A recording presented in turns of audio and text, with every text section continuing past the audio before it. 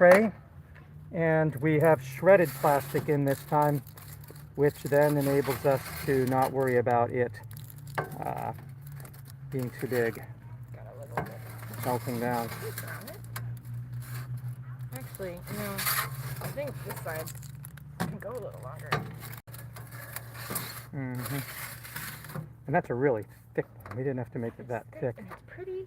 I like that one. The Christmas tree one. So when we compare that with this, where we just used raw bottle caps in a sheet that was much too big, it's still very hot.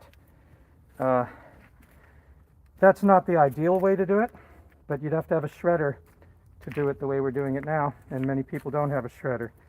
So this is feasible, this is possible to do, and we can try it again with bottle caps in a smaller sheet that will let us close the door.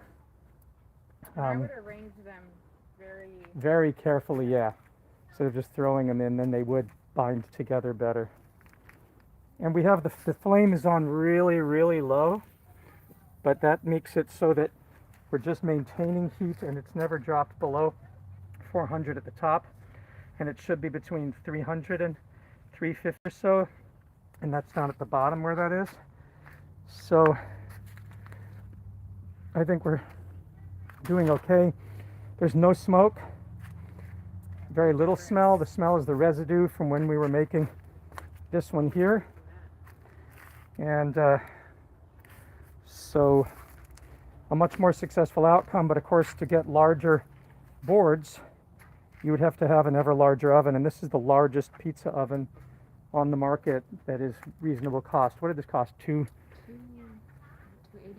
$280. Oh, with tax and shipping and everything. Yeah.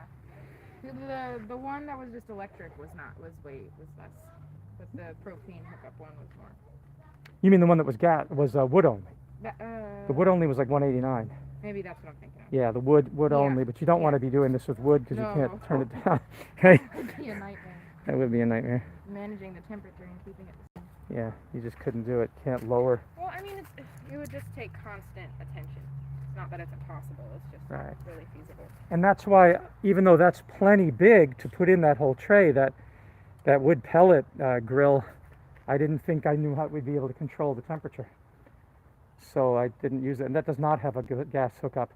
If you have a stove, a grill that has a gas hookup that's big enough, and we have something there, but it's smaller, and maybe we will try that as well. But this has a knob on it, and so we thought that this would be better. It's still not burning back there. No.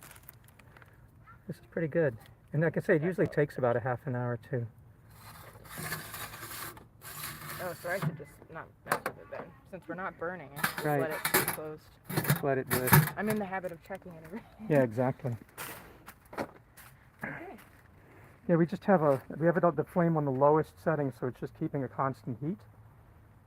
And we'd already preheated it. So this should work out pretty well. Since there's a viewer, let's open it up one more time, show what we're doing here. So heating up the plastic shred and making a plate out of it in this oven. Pull it out just a second. And